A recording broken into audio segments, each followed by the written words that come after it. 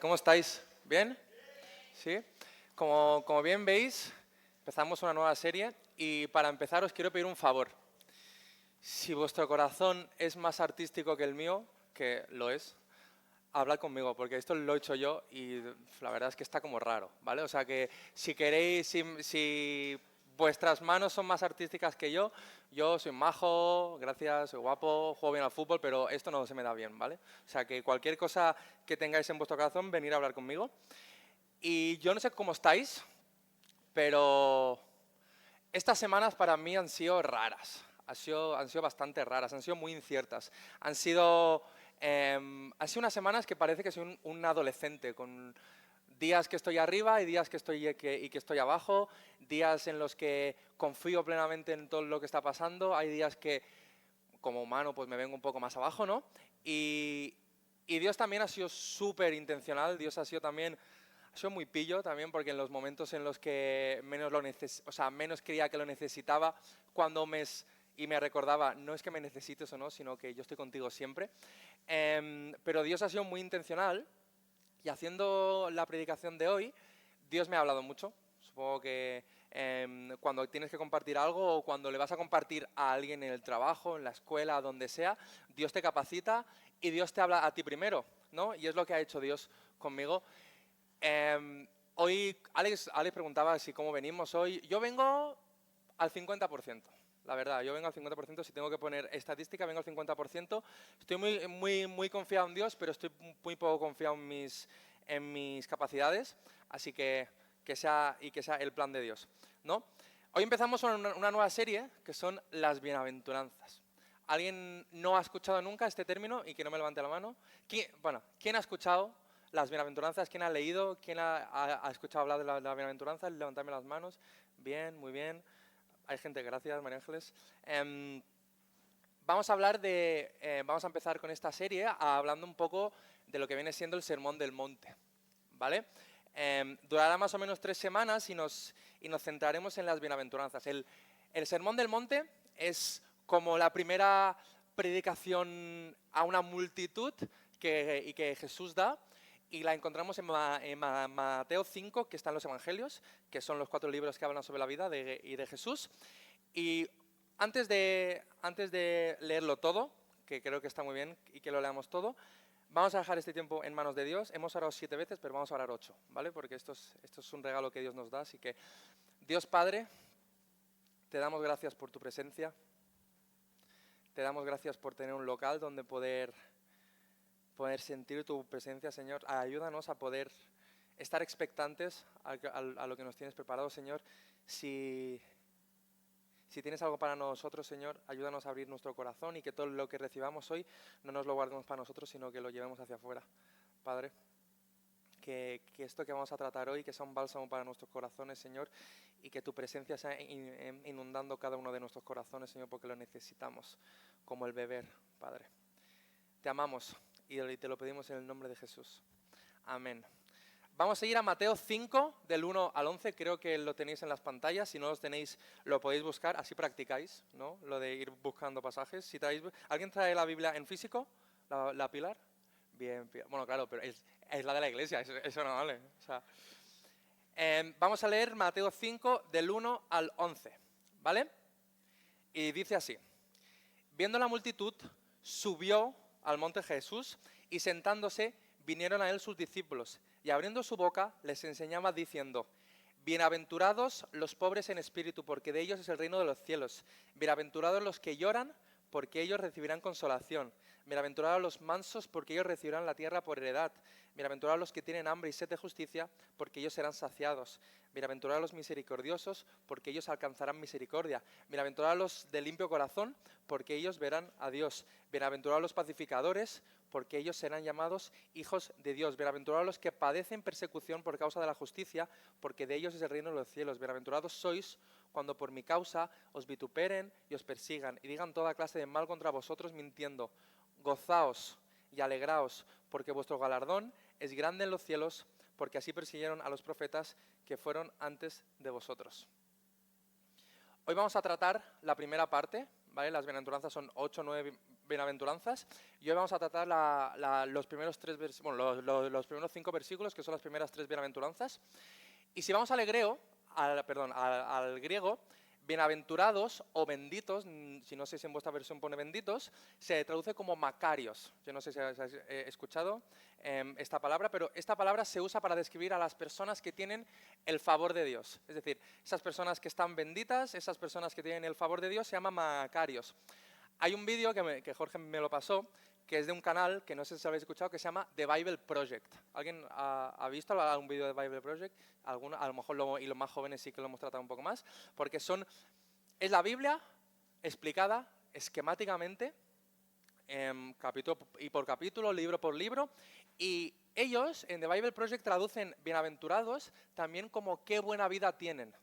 Es decir, en vez de decir bienaventurados sois cuando por mi causa os vituperen, dicen qué buena vida tenéis cuando por mi causa os vituperen. Así que a lo mejor lo voy diciendo durante esta predicación, pero es una traducción bastante parecida, ¿vale? Y estamos en el Sermón del Monte. Creo que muchas de las predicaciones que yo he escuchado cuando era joven en los campamentos iban acerca sobre el Sermón del Monte, ¿no? Sobre ser sal, ser luz, ¿no?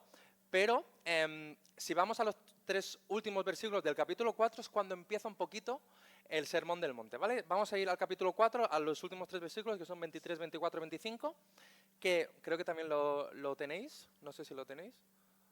No tenemos, bueno, eso es culpa de Levi. Capítulo 4, 23, 24, 25. Y dice, y recorrió Jesús toda Galilea, enseñando en la sinagoga de ellos y predicando el evangelio del reino y sanando toda enfermedad y toda dolencia en el pueblo. Y se difundió su fama por toda Siria y le trajeron todos los que tenían dolencias, los afligidos por diversas enfermedades y tormentos, los endemoniados, lunáticos y paralíticos. Y los sanó. Y le siguió mucha gente de Galilea, de Decápolis, de Jerusalén, de Judea y del otro lado del Jordán. Jesús empieza su ministerio más o menos unos capítulos antes. En Juan se nos dice que Jesús pasa mucho tiempo de joven en la sinagoga, va aprendiendo la ley, aprende también el Antiguo Testamento. Y Jesús viene para anunciar una cosa. El reino de Dios ha llegado sobre esta tierra. El reino de los cielos está aquí. La gente se puede sanar, la gente puede ser libre de los demonios, la gente puede ser sanada de cualquier enfermedad y la gente también puede conocer el amor de Dios. Pero Jesús lo que va a tratar más a fondo en las bienaventuranzas es que todo el mundo, seas como seas, vengas como vengas de donde hayas venido, puedes conocer a Dios y puedes estar en la presencia de Dios. Vengas como vengas, puedes mirar a Jesús y puedes conocer el carácter de Dios. Y si esta es la primera vez que escuchas esto, estate muy atento. Si esta es la segunda vez o cuarta o 52 vez que escuchas esto, también estate muy atento porque es muy importante. Y es que Jesús vino a este mundo para presentar su evangelio, ¿vale? Jesús vino a este mundo para decir que a través del arrepentimiento puedes ser sanado y puedes tener vida eterna. Pero Jesús vino a este mundo para hacer el sacrificio una vez por todas. En el Antiguo Testamento, cada vez que el pueblo pecaba, el sumo sacerdote tenía que hacer un sacrificio. Cuando eran pecados un poquito más específicos, cada persona hacía un sacrificio para que Dios le perdonara los pecados. Pero si vamos un poquito más a fondo, cada vez que Dios venía sobre ese pueblo y veía ese pecado, ya no veía el pecado o el mal que había hecho a esa persona, sino que lo que veía era la sangre de ese animal unigénito, y primogénito. Y solía ser el primogénito porque era el más puro, ¿no? Entonces, Jesús vino a este mundo para hacer el sacrificio una vez por todas. En el momento que nos arrepentimos y creemos en Él, podemos ser sanos y podemos ser restaurados y tener un corazón nuevo, ¿no? Tú puedes ser sano, tú puedes ser sanado a través de la sangre que derramó Jesús en esa cruz. Y aunque no hablemos hoy directamente de esto, Jesús empezó su ministerio diciendo, arrepentíos y dejar todos vuestros pecados en mi cruz que yo os voy a hacer nuevos. Ahora, aquí y ahora, podéis disfrutar cara a cara del reino de Dios solamente si me miráis a mí cara a cara. Y las bienaventuranzas es ese primer momento en el que Jesús habla a la multitud y se nos dice en el versículo 1 que Jesús vio a la multitud y fue. Vemos también cómo los discípulos ya habían sido escogidos para que en el momento que Jesús ya no estuviera, todos los discípulos llevaran su evangelio por todo el mundo, ¿no? Pero también se nos dice que Jesús se acerca a la multitud. Es uno de los primeros momentos en la vida de Jesús que se nos muestra el amor y el énfasis que tiene Jesús por el marginado, por el oprimido, por el apartado, ¿no? Estamos en una época, en un contexto donde el Imperio Romano era extendido, fueras donde fueras, estaba por ahí, y la mayor parte del control del pueblo judío estaba en las manos del Imperio Romano. Y aunque hubiera grupos religiosos como los fariseos, los saduceos, había mucha opresión política, económica y social. Más a más, los judíos, el pueblo judío, tenían mucha ansia para que viniera ya este Mesías, ¿no? Estamos oprimidos, hablamos más si quieres otro día, pero para ellos el Imperio Romano era como Satanás, ¿no? Estaban oprimidos. ¿Cuándo vendrá ese Mesías para salvarnos con armas, con poder, con tropas de este Imperio Romano? Entonces, el pueblo judío tenía esa ansia, ¿no? Y también vemos que Jesús las mayores veces que habla cara a cara con personas, habla con personas que eran simples, campesinos, artesanos, gente que en ese momento, a través de los impuestos y a través del Imperio Romano, estaban bastante oprimidos. Entonces, Jesús vio la multitud y fue. Y podemos entender cómo fue, y por lo que vamos a leer luego, fue a personas que estaban marginadas, personas que estaban oprimidas y personas que eran pobres en espíritu y personas que no tenían mucha influencia en el pueblo. Así que quiero que nos quedemos con esto porque luego vamos a tratar más cara a cara esto. Pero estamos en las bienaventuranzas. Bienaventurados, macarios, qué buena vida, ¿no? Qué buena vida tienen. Pero cada frase que leemos va un poco en contra de lo que creemos. Uy, está el Moy ahí que no te había visto. Que me ha relucido justo. Cada frase que vemos dice una razón y da una respuesta. Pero estas frases no tienen mucho sentido a días de hoy. O sea, si vamos afuera y decimos qué buena vida tienen los pobres en espíritu, las personas de fuera y no van a estar con nosotros. Si vamos fuera y decimos qué buena vida tienen esas personas que sufren y que lloran, la gente y nos va a decir es que no tienes nada de razón. Entonces vemos como Jesús en las bienaventuranzas, Jorge también la semana que viene y nos lo va a explicar un poquito más, pero como las bienaventuranzas también nos muestran un poco el carácter, qué carácter o qué tipo de personas son las más propensas a acercarse al reino de Dios, ¿no? Entonces, el primer punto es que Jesús viene a traer una revolución. Jesús con las bienaventuranzas viene a traer una revolución y no es una revolución con armas ni con espadas, sino que es una revolución en nuestro corazón. Entonces, hoy vamos a tratar del versículo 1 al versículo 5, que son un poco las bienaventuranzas que nos muestran un poco el carácter de las personas que reciben el reino de Dios. Así que vamos a volver a leerlo. Del versículo 1 al versículo 5, en Mateo 5, ¿vale? Viendo la multitud, subió al monte y sentándose, vinieron a él sus discípulos y abriendo su boca les enseñaba diciendo: Bienaventurados los pobres en espíritu, porque de ellos es el reino de los cielos. Bienaventurados los que lloran, porque ellos recibirán consolación. Bienaventurados los mansos, porque ellos recibirán la tierra por heredad. Empezamos con el versículo 3. ¿Cómo que bienaventurados los pobres en espíritu? ¿Cómo que qué buena vida tienen estos pobres en espíritu? Y es muy curioso, porque en el Antiguo Testamento muchas veces cuando se habla del pueblo de Dios, como vemos por ejemplo también en Salmos 40, 17, se habla del pueblo de Dios como los afligidos, como los pobres, ¿no? Y esto tiene un porqué. Vamos a ir todos a Santiago 2. A Santiago, creo que ese sí lo tengo. Santiago 2, 5. Santiago 2, 5 se nos muestra un poco el carácter de estos pobres, ¿no? Santiago 2, 5.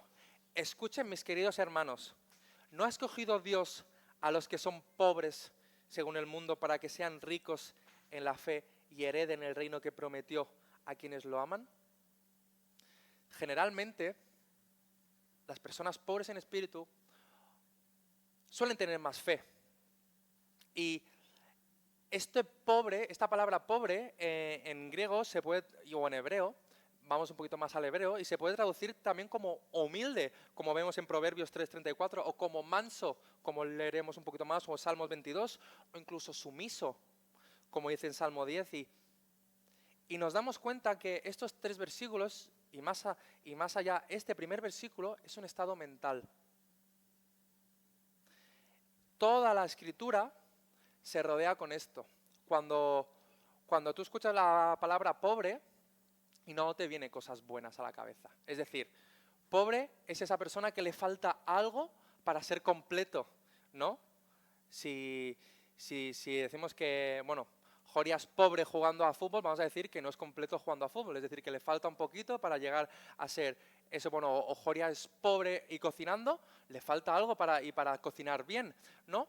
Entonces, la Escritura va rodeando un punto principal, y es que estamos carentes de todo, somos pobres todos si no tenemos a Dios. Si tenemos a Dios, como dice la canción, lo tenemos todo, pero delante de Dios estamos carentes de todo. Soy un necesitado. Cuando la Biblia habla, y en este punto habla de pobre, habla que soy un necesitado.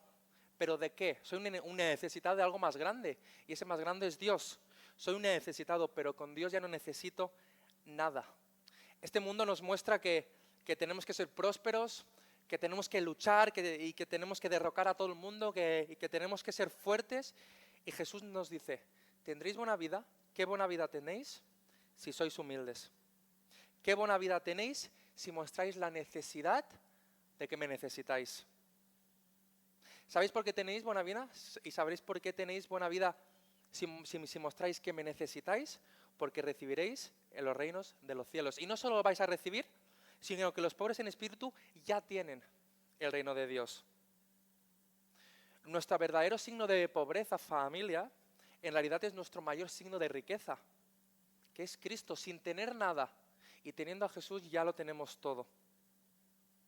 Lo único que espera Jesús de nosotros, lo único que espera Dios de nosotros es nuestra necesidad. Nuestra carencia hace ver que necesitamos a Dios. Los pobres en espíritu se enriquecen en la presencia de Dios. Qué buena vida tienen los pobres o los humildes en espíritu, porque de ellos es el reino de Dios aquí y ahora. Y esto es una revolución. Ellos pueden tener el reino de Dios aquí y ahora. Ellos pueden ver la presencia de Dios aquí y ahora.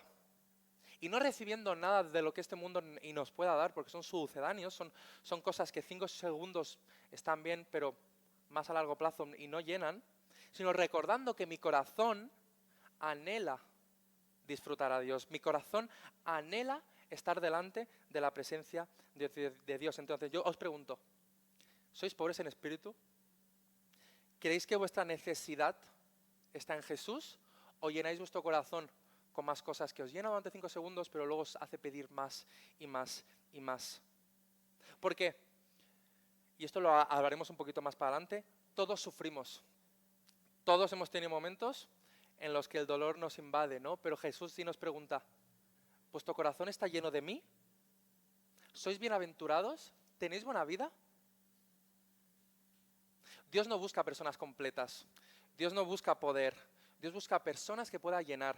Dios busca personas con la necesidad de ser llenados con algo más grande. Y ese algo más grande es su gracia y su espíritu. Entonces, bienaventurados los pobres en espíritu, porque de ellos es el reino de Dios aquí y ahora. Versículo número 4. Bienaventurados los que lloran, porque ellos recibirán consolación. En el primer versículo habla sobre la pobreza en espíritu y, como he dicho antes, un poco más un estado mental, es entender que necesito algo más grande, es entender que necesito la perfección en mi corazón porque yo no soy suficiente.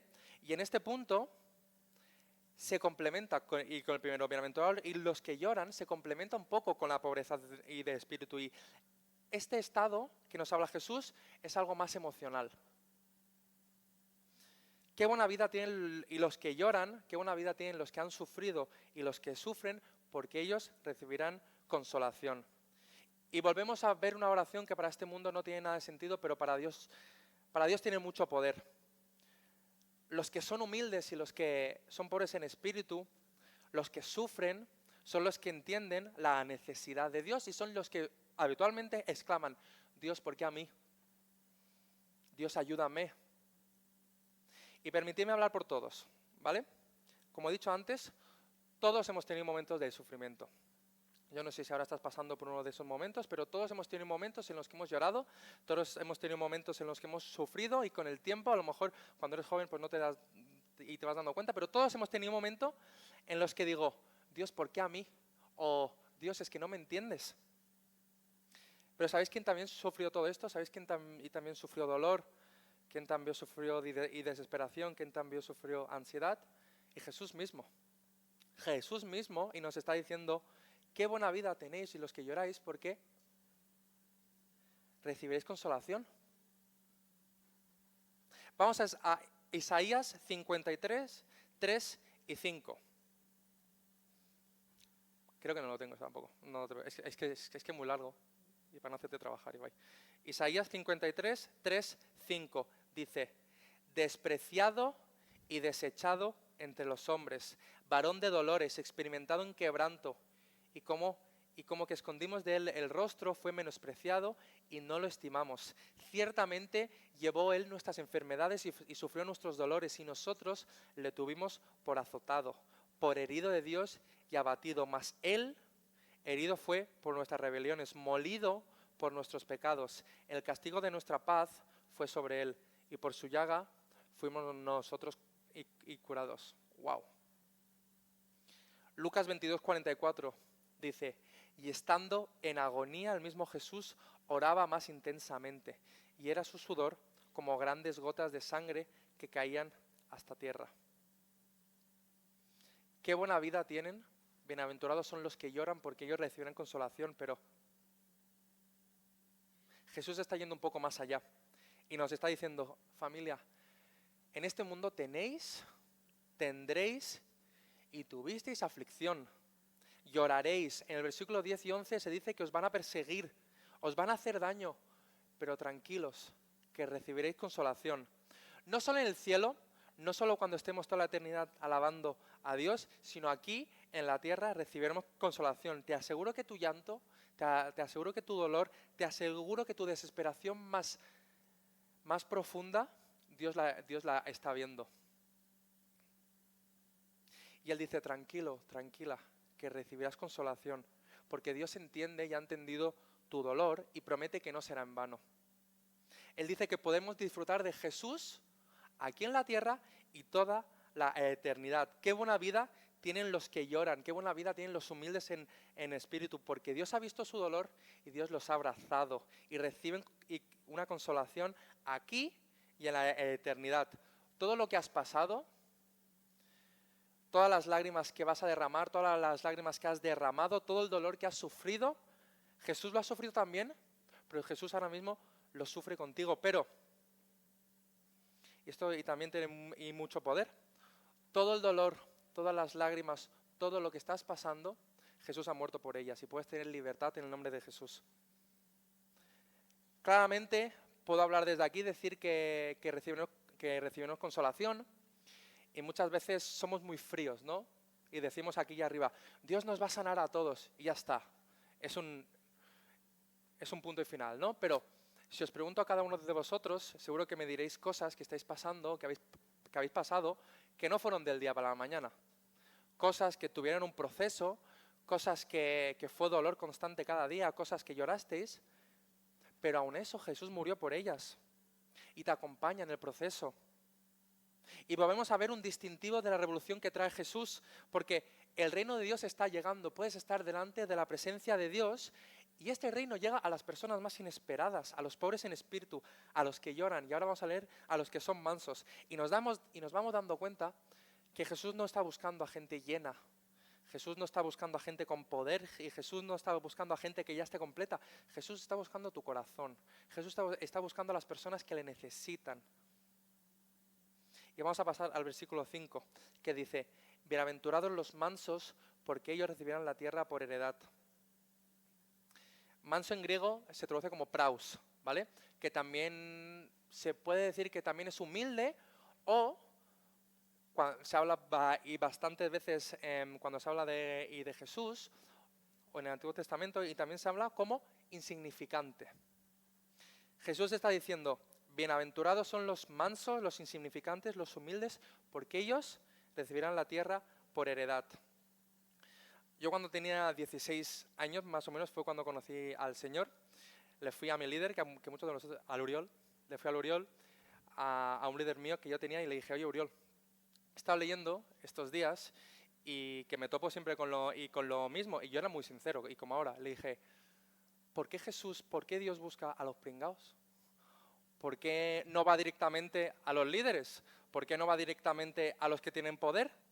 Porque si vas a ellos es más fácil, luego vas para abajo, es jerarquía, ¿no? Si vas al más grande, luego vas al más pequeño. Y con los años, él, y tengo que decir que fue muy inteligente y no me contestó, me dijo, ya lo verás con el tiempo. Dije, bueno, gracias. Con el tiempo, con mi fe, me voy dando cuenta que mi corazón es uno de esos pringaos. Me voy dando cuenta que cuando Jesús habla, cuando Jesús se topa con la mujer con el flujo de sangre, con el leproso, con todas esas personas que le necesitan, y me voy dando cuenta que yo soy más como una de esas personas. Y Jesús dice, qué buena vida tienen los insignificantes porque ellos recibirán la tierra por heredad. Y es muy firme. Les está hablando a todas esas personas que no tienen influencia en la sociedad. Y les está hablando a este público a que fue al monte y con ellos a buscarlos, a esta gente humilde. Y a esta gente humilde que no tiene nada de influencia le dice, vais a recibir la tierra por heredad. Y como ya he dicho antes, Jesús se pasaba día y noche en el templo pues aprendiendo, ¿no? Cuando era más joven. Y de la misma manera que dice en la cruz Elí, Elí y lama sabactaní, que está apuntando a Salmo 22, en este caso está apuntando a Salmo 37. Así que vamos a leerlo, creo que este sí lo tengo. Salmo 37, 9 al 11, que dice, porque los malignos serán destruidos, pero los que esperan en Jehová, ellos heredarán la tierra. Pues de aquí poco no existirá el malo, observarás su lugar y no estarás allí, pero los mansos heredarán la tierra y se recrearán con abundancia de paz. Es la misma palabra. Este salmo es un poema de David.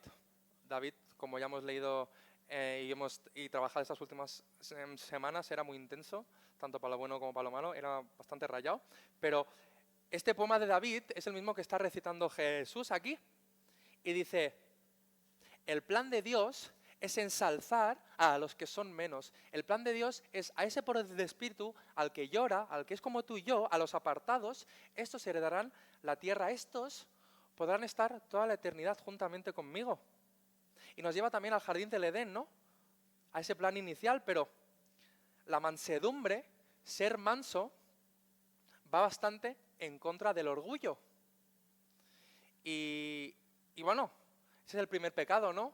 En el jardín del Edén, pero si nos vamos un poquito más atrás, vemos la caída de Satanás, que Jesús dice que cayó como un rayo. No, fue la primera persona y pensando, yo puedo ser más. El orgullo va completamente en contra de la mansedumbre. El que cree que es completo, yo y por desgracia lucho y con esto, y cuando leo esto digo, el que cree que es completo, el que cree que lo sabe todo, el que cree que sus propias fuerzas lo puede todo, ese no heredará la tierra. Y puede hablar de una tierra física, puede hablar de la tierra prometida, puede hablar de esa eternidad que vamos a pasar, pero yo creo que está hablando de la presencia de Dios. Porque tanto el Salmo 37 como las bienaventuranzas no se ve heredar la tierra como una recompensa. Es decir, tú no haces algo para que Dios te dé algo. Esto no es el evangelio de la prosperidad. Sino que es el curso natural de las cosas y tiene sentido. Cuando tu corazón se deleita en Dios, cuando tu corazón busca a Dios, el curso natural de las cosas es que Dios se encuentre contigo. Cuando tú buscas a Dios, Dios se encuentra contigo. Y Dios te regala su presencia, Dios te regala sus bendiciones, Dios te regala poder estar con Él. Entonces, los mansos heredarán la tierra y van un poco más allá de un sitio físico. Los insignificantes tendrán toda la eternidad para estar juntamente con Jesús. Y te vuelvo a preguntar, como te preguntaba antes, ¿tienes un corazón manso? ¿Tienes un corazón que cree que lo sabe todo? ¿Tienes todas las respuestas? Porque estas tres bienaventuranzas y nos hablan un poco de esas personas que se acercan al reino de Dios o cómo el reino de Dios se acerca a estas personas. Pero, como he dicho antes, es una revolución. Es una revolución de cómo el reino de Dios viene sobre los que son pobres en espíritu, sobre los que lloran y sobre los mansos. Dios no está buscando poder, Dios no está buscando tropas, Dios no está buscando un sitio alto donde ponerte. Dios está buscando tu corazón. Y Dios te está preguntando, ¿estás dispuesto a entregarme tu corazón? ¿Estás dispuesto a ser transformado por mí? Porque semana tras semana, y muchas veces pienso cuando llego a casa, es que en la iglesia hablamos siempre de lo mismo. Es que hablamos de Jesús, ¿vale? ¿Está bien? Hablamos de que Jesús nos quiere transformar, pero es que es verdad. Dios quiere transformar nuestro corazón. Dios quiere que nuestro corazón sea moldado a su imagen y semejanza. Dios quiere que tengamos un corazón que esté dispuesto a ser transformado por Él. Y yo te pregunto, ¿estás dispuesto a dejarte y transformar por Dios? Porque esto es algo que yo he visto con el tiempo, y las personas que lleváis más tiempo en la fe podéis ser más claros con esto, ¿no? Pero Dios ha visto mi dolor, Jesús ha visto mi dolor, Dios ha visto también mi clamor, Dios ha visto mi sufrimiento, Dios ha escuchado tus oraciones y ¿sabes qué? Se acerca a ti y te levanta y te dice, tienes un corazón manso, tienes un corazón humilde, este corazón yo lo voy a coger y lo voy a transformar para que sea un corazón conforme a mi corazón. Porque lo que Jesús está diciendo aquí es que mi reino viene encima, mi reino vendrá sobre las personas que me necesiten, sobre los que necesitan ser consolados, sobre los que necesitan ser mansos, sobre los que no tienen poder, sobre los insignificantes. El reino de Dios viene sobre todas esas personas que anhelan estar dispuestos a ser transformados y anhelan darle su corazón a Dios. Y me gustaría acabar ya por aquí.